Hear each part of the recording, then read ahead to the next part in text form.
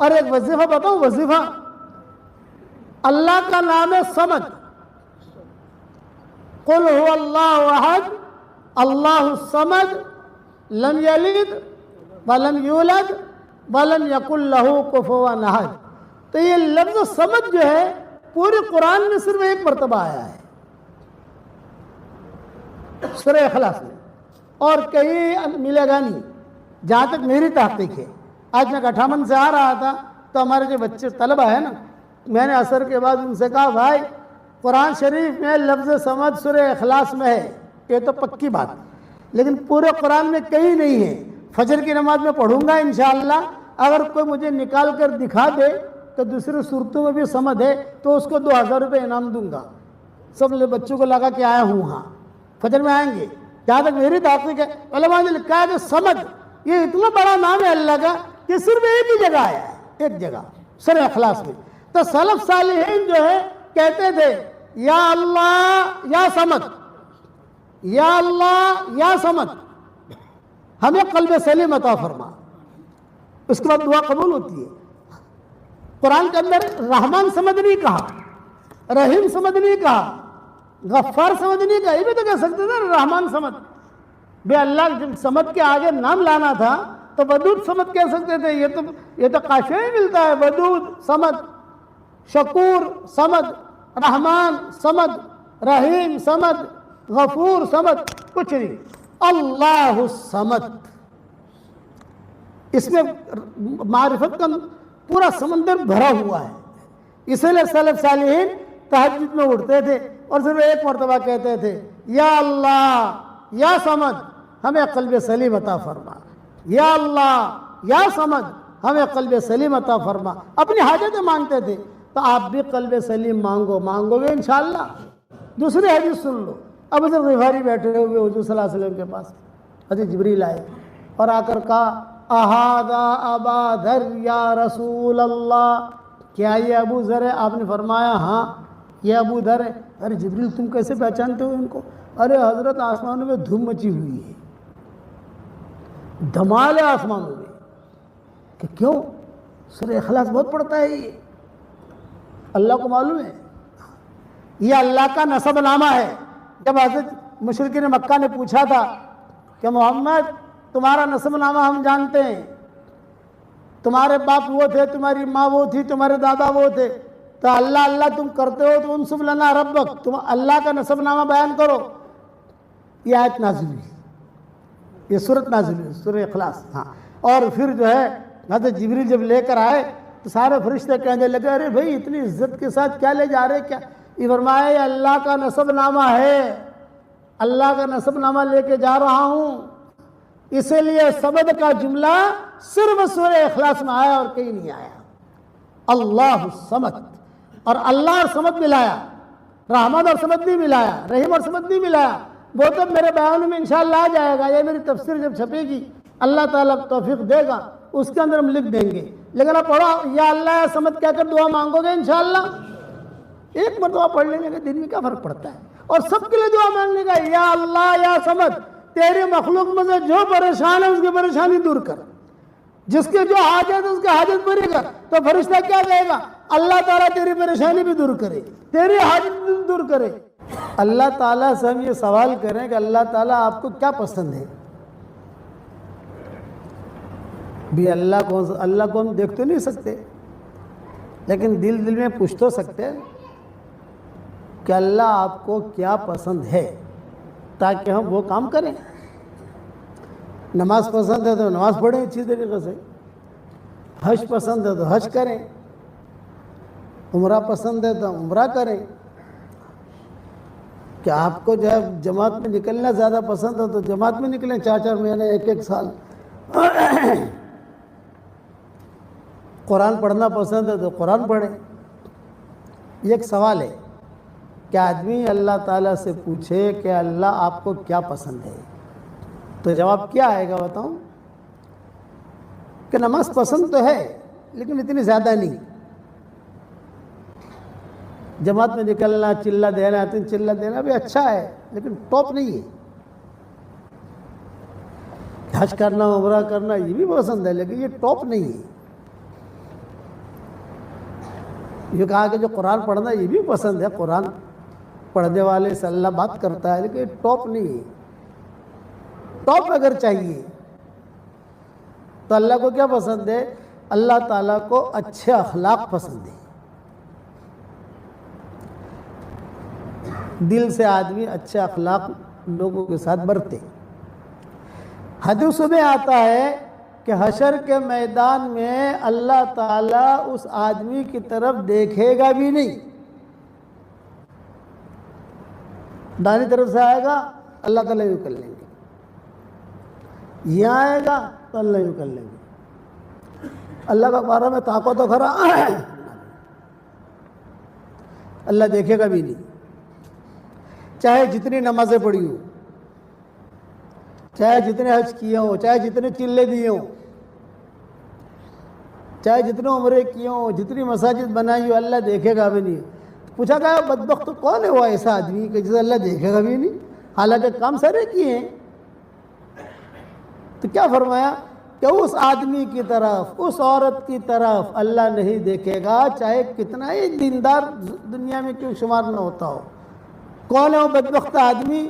یہ فرمایا کہ جس کی بد زبانی سے، جس کی بد اخلاقی سے، جس کی بد کلامی سے لوگوں نے اس سے ملنا جلنا چھوڑ دیا ہو۔ بعض لوگ ہوتے ہیں نا کہ یار اس سے مت ملو، ان کو ہوگا تو 10 سنائے گا اپنے کو، یہ آتا ہے روایتوں میں۔ اس لیے اللہ تعالیٰ کو اخلاق یہ سب سے زیادہ پسند، بد اخلاقی یہ سب سے زیادہ ناپسند۔ حضور صلی اللہ علیہ وسلم کو جو تعریف کی اللہ تعالیٰ نے، یہ تعریف نہیں ملے گی کہ آپ بہت اچھی نماز پڑھتے ہیں، قرآن میں کوئی آیت نہیں ملے گی آپ کو۔ آپ بہت اچھا قرآن پڑھتے ہیں، قرآن شریف میں کوئی آیت نہیں ملے گی۔ آپ کا حج بہت اچھا ہے، قرآن میں نہیں ملے گا آپ کو۔ کہ آپ کا عمرہ کہ بہت اچھا ہے، یہ نہیں ملے گا کہیں۔ حالانکہ تہجد بھی پڑھتے تھے، نماز بھی پڑھتے تھے، اللہ کے راستے میں بھی جاتے تھے، لیکن آپ کے اخلاق کی تعریف ملے گی۔ وَإِنَّكَ لَعَلَىٰ خُلُقٍ عَظِيمٍ، نبی جی آپ تو بہت اونچے اخلاق پر ہیں۔ اس لیے اخلاق سیکھو، اور اخلاق میں سب سے پہلی آتی ہے کیٹیگری خدمت کی۔ دیکھو ایک پوائنٹ بتاتا ہوں، کوئی مولوی بتائے گا نہیں آپ کو۔ ہماری شریعت میں جتنی نیکیاں ہیں ان سب کو اگر قبول کرانا ہو تو 100% اخلاص لائیے آپ۔ 100% کوائف جسے کہتے ہیں ہمارے ہاں، کہ آپ کی جماعت جاری ہے فلاں جگہ، ان کے کوائف کیا ہے؟ میں کتنی مرتبہ چلہ لگایا، کتنی مرتبہ 3 چلے لگائے، برابر عمومی گشت میں شریک ہوتے نہیں ہوتے، مہینے کے 3 دن لگتے نہیں لگتے، تب جا کر ان کا رخ ملتا ہے، خاص طور سے فوراً بھیجنے والوں کے لیے۔ تو ہر نیکی کے لیے 100% کوائف کی ضرورت ہے۔ نماز قبول کرانی ہے 100% کوائف لائیے آپ۔ روزہ قبول کرانا ہے 100% کوائف لائیے آپ۔ حج قبول کرانا ہے 100% کوائف لائیے۔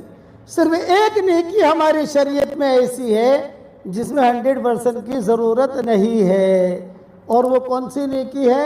خدمت۔ 0 بھی ہوگا نا، خدمت بھی قبول ہوگی۔ بدکار عورت نے صرف پانی پلایا کتیا کو،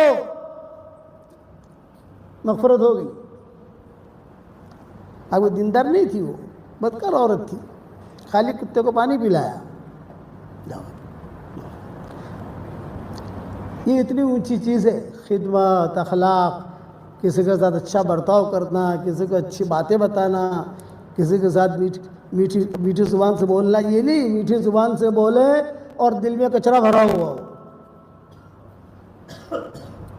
اللہ کو سب معلوم ہے کس کے دل میں کیا ہے۔ اِنَّهُ عَلِيمٌ بِذَاتِ الصُّدُورِ۔ علماء نے لکھا ہے کہ خدمت کرنے کی کئی قسمیں، اخلاق کی کئی قسمیں۔ بھائی قسم ہے کہ مال دے دو کسی کو، ہر آدمی مال نہیں دے سکتا، خود کمزور ہے، تو بھائی چلو اس کے لیے کوئی ادنا درجہ خدمت کا اور ادنا درجہ اخلاق کا، یہ ادنا سے ادنا درجہ کہ کہ آدمی اس کے لیے دعا کرے. یہ تو کر سکتا ہے کہ نہیں, کہ اس میں پیسہ لگتا ہے. آپ نے فرمایا کہ بعض بخیل ایسے ہوتے جو دعا بھی نہیں کرتی, اور جب دعا مانگو قبول کی جائے تو یہ بد اخلاق ہے. اللہ کو بد اخلاق پسند نہیں. اخلاق والا مرد, اخلاق والی عورت, یہ اللہ کو پسند ہے. حضور صلی اللہ علیہ وسلم نے اخلاق پر تقریر نہیں کی,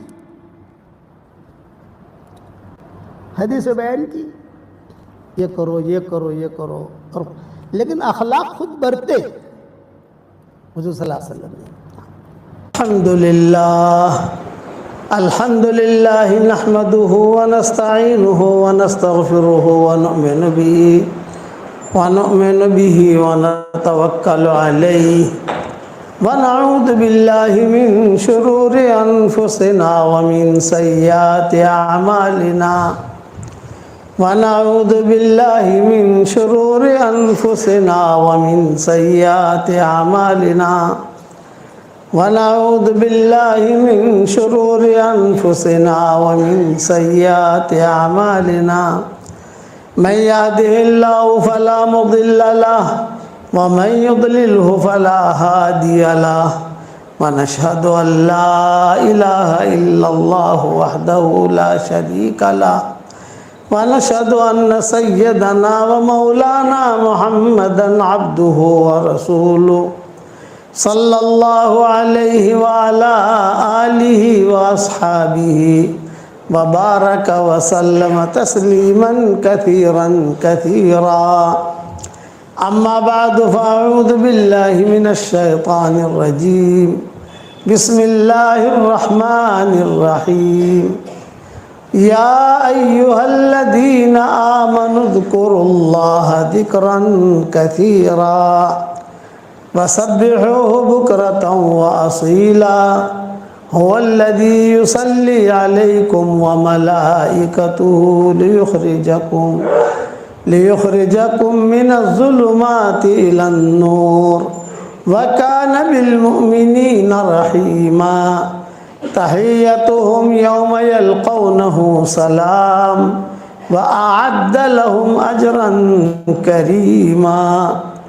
يا أيها النبي إنا أرسلناك شاهدا ومبشرا ونذيرا وداعيا إلى الله بإذنه وسراجا منيرا وبشر المؤمنين بأن لهم من الله فضلا كبيرا ولا تطع الكافرين والمنافقين ودع أذاهم وتوکل علی اللہ وکفی باللہ وکیلا.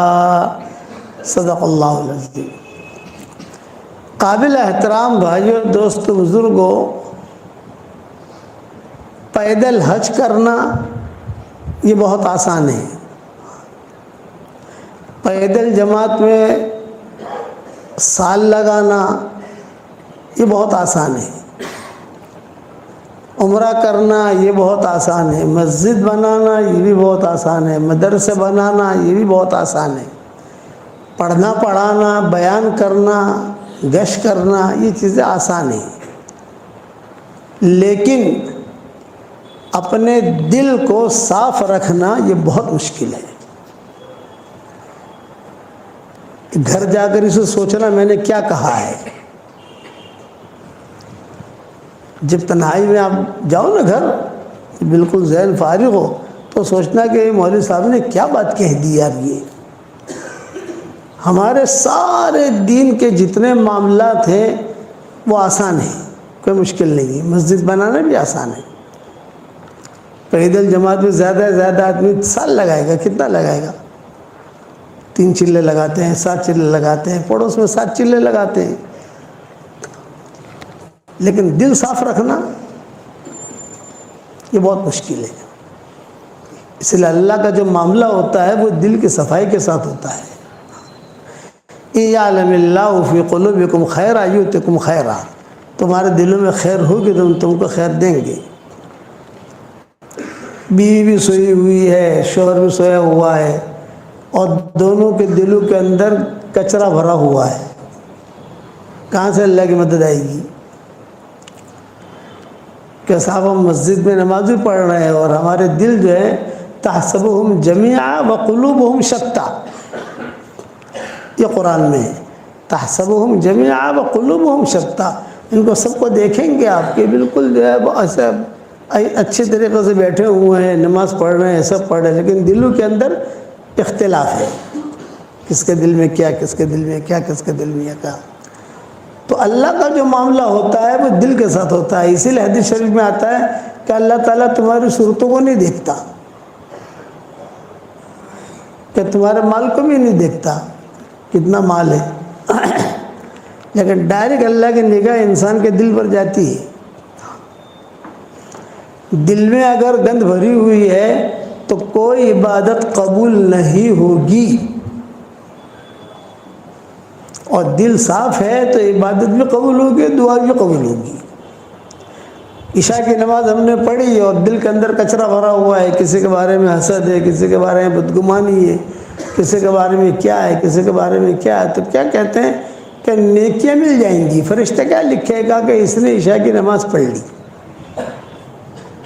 فرض ادا ہو گیا، لیکن اس نماز پر جو نتیجہ نکلتا ہے وہ نہیں نکلے گا، وہ نہیں نکلے گا۔ اس لیے اس وقت میں یہ بنیادی چیز ہے کہ آدمی اپنے دل پر بھی محنت کرے۔ ظاہری نماز ہماری اچھی ہو، ہم فکر کرتے نہیں کرتے، رکوع برابر ہو، سجدہ برابر ہو، کپڑے ذرا پاک صاف ہوں، خوشبو ہو، خوش و خضوع کے ساتھ نماز پڑھیں۔ اس سے زیادہ ضروری ہے کہ آدمی کا دل جو ہے صاف ہونا چاہیے۔ جس کے دل صاف ہوتے ہیں اس کو ہوائیں بھی سلام کرتی ہیں، اور جس کے دل میں کچرا ہوتا ہے تو خیر آ کر بھی چلی جاتی ہے، دروازے پر آئے گی خیر، لیکن دیکھے گا کہ ہاں ان کے دل کے اندر کچرا ہے تو خیر نکل جائے گی۔ کسی زمانے میں افغانستان میں حالات آئے تھے، آج سے 600-700 سال پہلے کا ایک قصہ ہے۔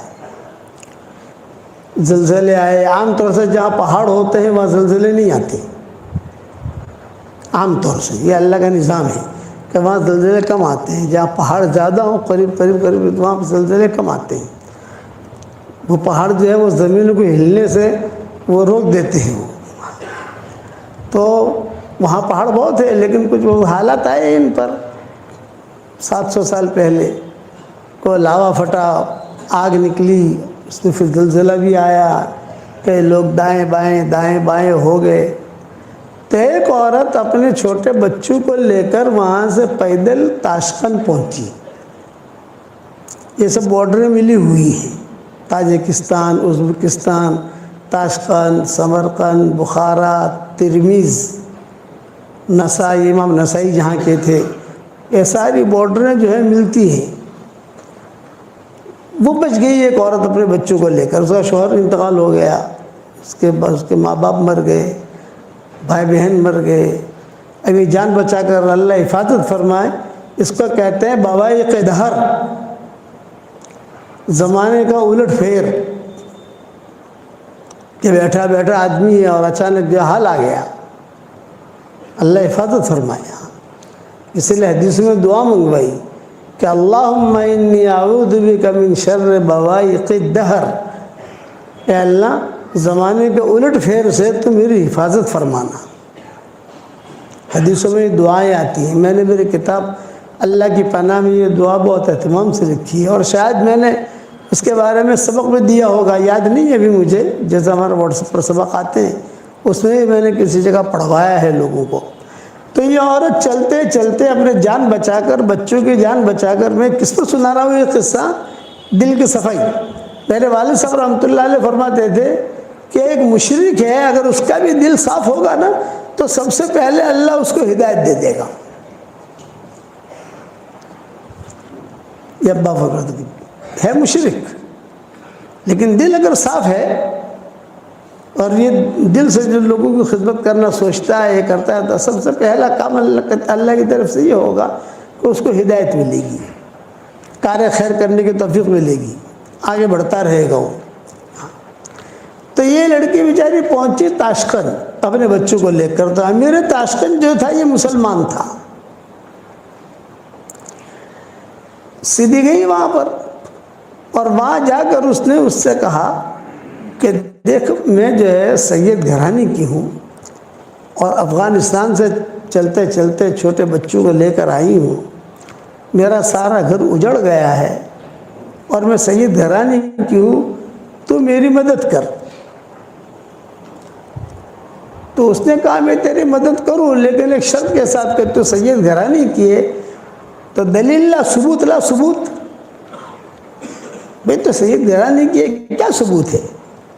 کوئی رستے میں چلتے چلتے کہہ دے میں سید گھرانے کا ہوں تو ایسا تو مانا نہیں جاتا، کوئی ثبوت ہوتا ہے، تیرے پاس سند ہو، تیرے پاس ثبوت ہو، تیرے پاس کوئی دلیل ہو تو تو لا۔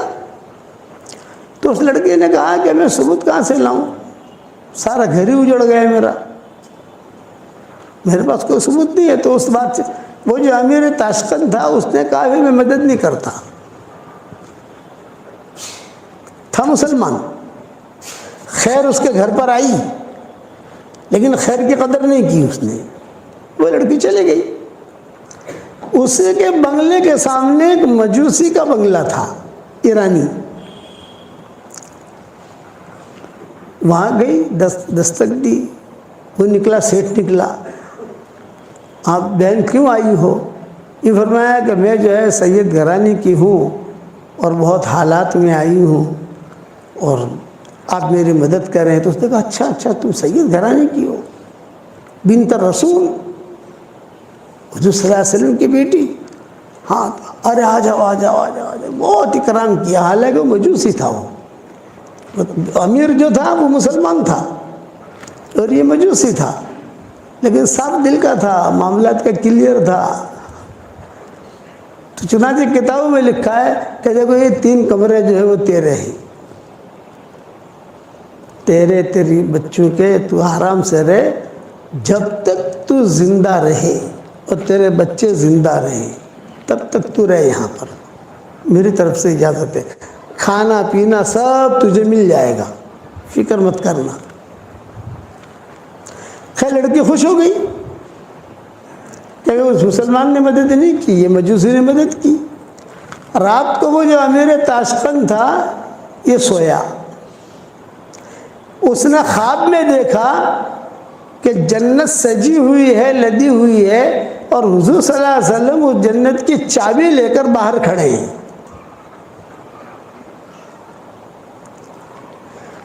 تو یہ امیر تاشقند جو مسلمان تھے گئے، کہا السلام علیکم یا رسول اللہ۔ آپ نے کہا وعلیکم السلام۔ تو یہ چابی کس کی ہے جنت کی؟ تو آپ نے کہا مومن کی ہے، مومن کی۔ تو اس نے کہا میں بھی مومن ہوں۔ تو آپ نے کہا اچھا تو مومن ہے، دلیل لا، ثبوت لا، ثبوت، سند، کیا دلیل ہے کہ تو مومن ہے؟ جب آپ نے اتنا جملہ کہا خواب میں کہ تو دلیل لا، ثبوت لا، سند لا، وہ سمجھ گیا۔ پھر حضور صلی اللہ علیہ وسلم نے ڈانٹا اس کو خواب میں، میری بیٹی تیرے پاس آئی تھی اور کہا میں سید گھرانے کی ہوں، اور تو نے دلیل مانگی، ثبوت مانگا، سند مانگی، اور تو نے اس کی مدد نہیں کی، تو میں تجھے چابی کیسے دوں؟ تو مومن ہے، دلیل لا۔ خیر وہ حضور نے جب ڈانٹا تو وہ گھبرا کر کھڑا ہو گیا، خواب اس کا پورا ہو گیا۔ اسے پتا تھا کہ یہ لڑکی گئی ہے مجوسی کے یہاں، سیدھا گیا یہ مجوسی کے یہاں اور کہا انا الملک، میں بادشاہ ہوں، یعنی یہاں کا امیر تو میں ہوں۔ وہ لڑکی جو تمہارے پاس آئی ہے وہاں یہی بات کہی، یعنی ہماری سنی سنائی نہیں، وہ تو بڑا آدمی ہے۔ تو ساتھیوں نے کہا جو تم نے بات کہی ہے وہی بات تقی صاحب نے فلاں جگہ کہی۔ ایک چیز دیکھی میں نے وہاں کہ دل بہت صاف، اس لیے میرا یہ جملہ گھر جا کر بھی تھوڑا سا سوچنا کہ مولوی صاحب نے کیا کہا۔ یہ ہر کام آسان ہے، دل کو صاف رکھنا مشکل ہے، اور اللہ کی جو مدد آتی ہے وہ دل کی صفائی کے ساتھ آتی ہے۔ انما یتقبل اللہ من المتقین، دل صاف ہوگا تو خیریں سلام کریں گی آپ کو، جیسے مجوسی کو بھی اللہ نے ہدایت دے دی، دل صاف تھا اس کا، ہدایت مل گئی اس کو۔ اور جو مسلمان تھا بادشاہ، اور جس کا تعلق بھی بڑے بڑے لوگوں سے، لیکن دل میں کچرا بھرا ہوا تھا، تو اللہ نے اسے محروم کر دیا۔ پوری سیرت میں آپ کو یہ قصے ملیں گے، پوری سیرت میں۔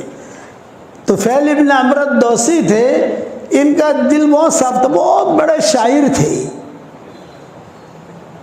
قبیلے بنی دوس۔ حضرت ابو ہریرہ اسی قبیلے کے تھے رضی اللہ تعالیٰ عنہ۔ یہ جب مکہ مکرمہ آئے تو مکہ مکرمہ یہ آئے حضور صلی اللہ علیہ وسلم سے ملنے نہیں آئے تھے، جیسے مشرکین مکہ آتے تھے مکہ مکرمہ عمرے کے لیے آتے تھے، طواف کرتے تھے، شرابیں پیتے تھے، اور آ کر وہاں زمزم کا پانی پیتے تھے، اپنے اعتبار سے دعائیں مانگتے تھے، پھر چلے جاتے تھے۔ وہ اس اعتبار سے آئے تھے طفیل بن عمرو الدوسی۔ تو مشرکین مکہ کو پتہ چلا کہ طفیل آئے ہیں، طفیل آئے ہیں۔ بہت ہمارے علامہ اقبال کے سب معروف ہیں کہ علامہ اقبال کے اشعار، علامہ اقبال، ویسے ہی طفیل بن عمرو الدوسی تھے۔ عربوں میں اچھے اچھے اشعار پڑھتے تھے تو لوگ جو ہے وہ جھوم جاتے تھے، بڑے بڑے اچھے اشعار پڑھے، بہت اچھے اشعار پڑھے، اور پڑھو اور پڑھو اور پڑھو۔ یہ طفیل بن عمرو الدوسی، دل کے صاف، دل میں کوئی کچرا نہیں۔ یہ جب مکہ مکرمہ پہنچے تو مشرکین مکہ نے دیکھا کہ ارے طفیل آئے، طفیل اتنا بڑا آدمی آیا ہے، بہت لبیب، ان کو کہتے تھے طفیل بن عمرو الدوسی کان شاعرا کان لبیبا، یہ ان کا نام تھا، کان شاعرا کان لبیبا۔ لبیب کا مطلب یہ بہت زیادہ عقل مند، معمولی اشارہ بھی سمجھ لے۔ تو مشرکین مکہ نے ان کو گھیر لیا، اور گھیر کر یوں کہا کہ طفیل تم یہاں مکہ میں آئے ہو، لیکن تمہیں پتہ چلنا چاہیے ایک آدمی ہے جس کا نام محمد احمد ہے، وہ اپنے آپ کو کہتا ہے میں اللہ کا نبی ہوں، تو تم جو ہے اس کی بات مت سننا، اس کی بات میں اتنا جادو ہے کہ تمہارے شہر میں جادو نہیں ہے، تم جو اشعار پڑھتے ہو اشعار میں جادو نہیں ہے، بس اس کی بات تمہارے کان میں نہ پڑے۔ خوفنی، حدیثوں کو جملہ خوفنی، ڈرایا مجھے، بہت ڈرایا، بہت ڈرایا، اور میں ڈر بھی گیا۔ انسان جو ہے یہ تو کمزور ہے نا، کسی چیز کے بارے میں کچھ کہو، یہ کہو بکری کو دیکھنا مت، بکری کو دیکھنا مت، اتنی بات تم چلاؤ تو لوگ یہ واقعہ دیکھنا چھوڑ دیں گے اس کو۔ انسان اثر لیتا ہے، جنات اثر نہیں لیتا۔ انسان جلد باز ہے، جنات جلد باز نہیں ہے۔ انسان جھگڑالو ہے، جنات جو جھگڑالو نہیں ہے۔ اسی لیے قرآن میں کہا وَكَانَ الْإِنسَانُ أَكْثَرَ شَيْءٍ جَدَلًا، انسان جھگڑالو۔ جنات کے بارے میں اللہ نے نہیں کہا یہ جھگڑالو ہے۔ وَكَانَ الْإِنسَانُ عَجُولًا، انسان جلد باز ہے۔ اِذَا مَسَّهُ الشَّرُّ جَزُوعًا وَإِذَا مَسَّهُ الْخَيْرُ مَنُوعًا، یہ انسان کی صفتیں بیان کی ہیں، جناتوں کی صفت بیان نہیں کی کہ ان کے یہاں جلد بازی نہیں ملے گی، ان کے یہاں جھگڑا نہیں ملے گا، بتھم بتھا تھوڑی بہت تو ہوگی، لیکن ہماری طرح جھگڑے نہیں ہوں گے کہ اس کو قتل کر دے وے، اس کو قتل کر دے وے، اس کا مال ہڑپ کر جاوے، اس کا مال ہڑپ کر جاوے، یہ چیز نہیں، اپنی زندگی گزاریں گے وہ۔ تو یہ انسان کے بارے میں کہا وَكَانَ الْإِنسَانُ أَكْثَرَ شَيْءٍ جَدَلًا۔ ان لوگوں نے جو مکہ والوں سے اتنا ڈرایا، تو طفیل بن عمرو الدوسی کہتے تھے کہ مجھے اتنا ڈرایا یار، میں نے کبھی کسی کی برائی اتنی سنی نہیں جتنے انہوں نے حضور کے کیے۔ اور پھر اتفاق ایسا ہوا کہ حضور صلی اللہ علیہ وسلم تشریف لائے حرم میں، اور آپ نے نماز کی نیت باندھ دی، تو مشرکین مکہ نے کہا دیکھ وہ کھڑے ہیں، وہ ہے محمد، وہ بات مت سننا، وہ کھڑے دیکھ۔ اب میں اتنا ڈرا، میں نے کہا مجھے روئی لا کر دو کہیں سے، روئی طواف کرنا ہے، تو وہ طواف کرنا ہے، تو مجھے جو ان کی تم لوگوں نے ڈرایا ہے کہ اس کی بات تیرے کان میں نہیں پڑے، تیرے کان میں اگر اس کی بات پڑ گئی یا اس کی کوئی آواز پڑ گئی تھی تو گیا؟ تو طفیل بن عمرو الدوسی کہتے تھے میں نے روئی لی اور روئی لے کر اپنے دونوں کانوں میں ڈالی اور میں نے بیت اللہ کا طواف شروع کیا. خدا کا کرنا، بیت اللہ کا طواف شروع کیا تو حضور صلی اللہ علیہ وسلم جہاں نماز پڑھتے تھے وہاں قریب جب پہنچتا تو زور سے ہوا آتی اور وہ ہوا دونوں روئی نکلتی تھی. 7 چکروں میں ایسا ہوا کہ جہاں قریب جاؤں تو دونوں روئی جو ہے وہ ہوا نکال دے اور حضور کے قریب سے گزروں تو کچھ نہ کچھ سمجھ گئے نا آواز کان میں پڑ جاوے اور بھاگ کر جا کر روئی لوں پھر سے ٹھوسوں یہ کروں، لیکن جہاں حضور کے قریب جاؤں تیز ہوا آوے اور ہوا جو ہے وہ ہوا آ کر فوراً روئی نکل جائے. تو میں نے یہ سوچا، طفیل بن عمرو الدوسی کہتے تھے صاف دل کے آدمی تھے، کچرا نہیں تھا. آج آپ لوگ نیت کرو کہ ہمیں ہمارے دلوں کو صاف رکھنا ہے اور بہت تنہائی میں بیٹھ کے یہ میرا مضمون سوچنا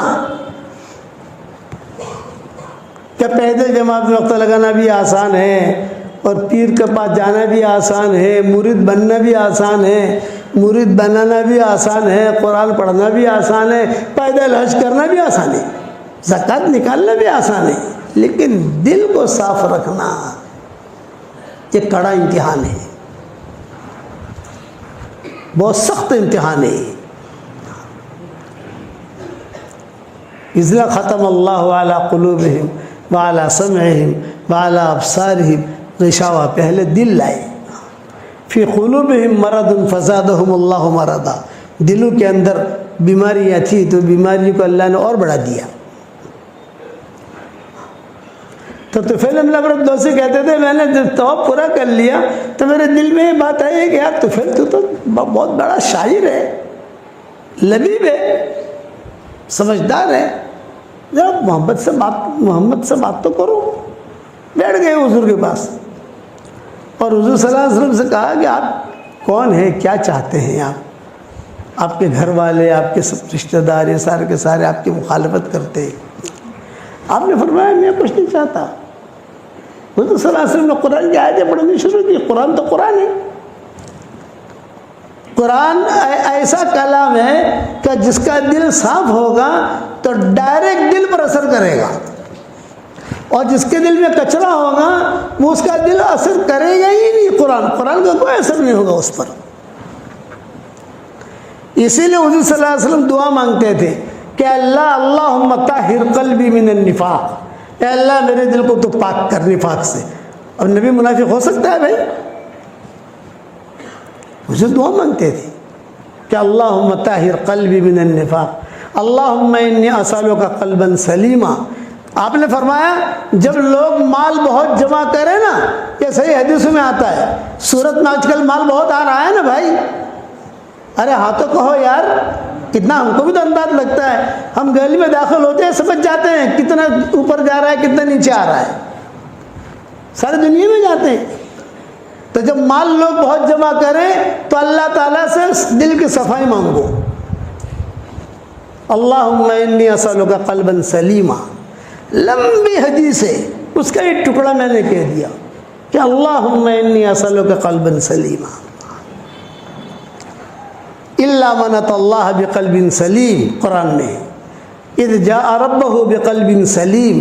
تو یہ طفیل بن عمرو الدوسی جو تھے یہ قلب سلیم والے تھے. حضور صلی اللہ علیہ وسلم نے کچھ نہیں کہا، حضور نے قرآن کی آیتیں پڑھی. بس جہاں حضور نے قرآن کی آیتیں پڑھی تو پہلے یوں دیکھتے تھے حضور کو، اور وہ جو ہے حضور قرآن کی آیت پڑھتے گئے آہستہ آہستہ آہستہ آہستہ ان کی نگاہیں نیچے ہوتی گئی. یہ پہلے پاؤں پھیلا کر بیٹھے تھے، بعد میں پاؤں جو ہے سکڑ لیے. قرآن ہے. تو پھر حضور صلی اللہ علیہ وسلم سے پوچھا تھا آپ چاہتے کیا؟ میں کہتا ہوں مسلمان ہو جائے، کامیاب ہو جائے گا تو. یہ کہاں چکروں میں پڑھا ہے اس کے، تو مجھے کیا کرنا پڑے گا؟ یہ فرمایا کہ تم کلمہ پڑھ لے، مجھے اللہ کا نبی مان لے. مسلمان ہو گئے. وہ وہاں مشرکین مکہ دیکھ رہے تھے، وہ کہہ رہے تھے کہ ارے یار یہ بھی جو ہے نا اس کے باتوں میں آ گیا، یہ باتیں کر رہا ہے اب ہاتھ ہلنے بند ہو گئے ہیں، پاؤں بھی سکڑنے لگے ہیں، اور آنکھیں بھی، نظریں بھی جو نیچے ہونے لگی ہے، مانو نہ مانو یہ مسلمان ہو گیا۔ اچھا، یہ معالج بھی تھے، علاج بھی کرتے تھے، جنات وغیرہ کا علاج، جنات ہو، جادو ہو، یہ تو شروع سے چلا آ رہا ہے نا، جنات، جادو، تو یہ علاج بھی تھے، وہ علاج بھی کرتے تھے۔ تو مکتشف بن مکہ نے کہا تھا ان کو کہ دیکھو ذرا دماغ ابن ثعلبہ کو بھی کہا تھا، دماغ کو بھی کہا تھا، ان کو بھی کہا تھا کہ دیکھو تم جاؤ، تو اس کی بات مت ماننا، ایسا لگ رہا ہے کہ محمد پر جادو ہو گیا ہے، کسی کا نظر لگ گئی ہے، تو ذرا علاج بھی کر دینا۔ تو انہوں نے کہا ٹھیک ہے، میں علاج کر لوں گا، بے فکر رہو۔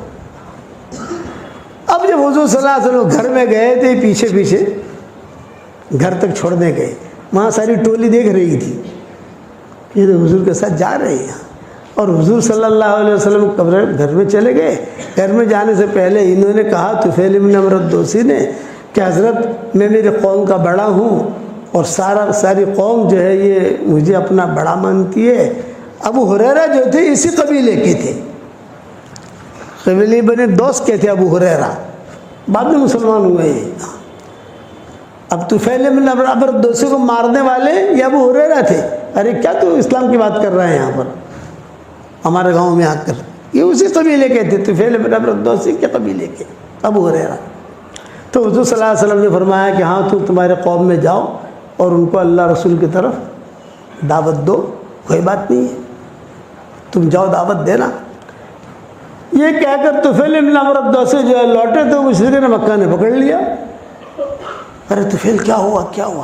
یہ فرمایا میں گیا تو تھا ان کے علاج کرنے کے لیے، لیکن انہوں نے میرا علاج کر دیا۔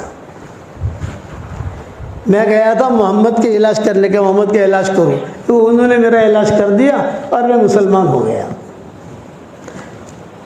تو مکہ والوں نے کیا کہا؟ ہمارا تمہارا کوئی جوڑ نہیں، کوئی بات نہیں، تمہارا تم سے دوست رکھنے کا مجھے کوئی فائدہ بھی نہیں ہے، یعنی مجھے تمہاری ضرورت بھی نہیں ہے، کوئی مسئلہ نہیں ہے۔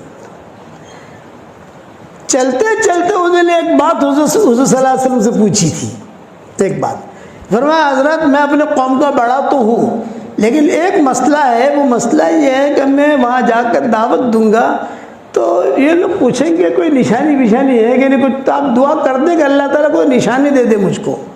تو حضور نے دعا کے لیے ہاتھ اٹھائی، اللہم اجعل لہ آیہ، اللہم اجعل لہ آیہ، اے اللہ اس کو نشانی دے دے۔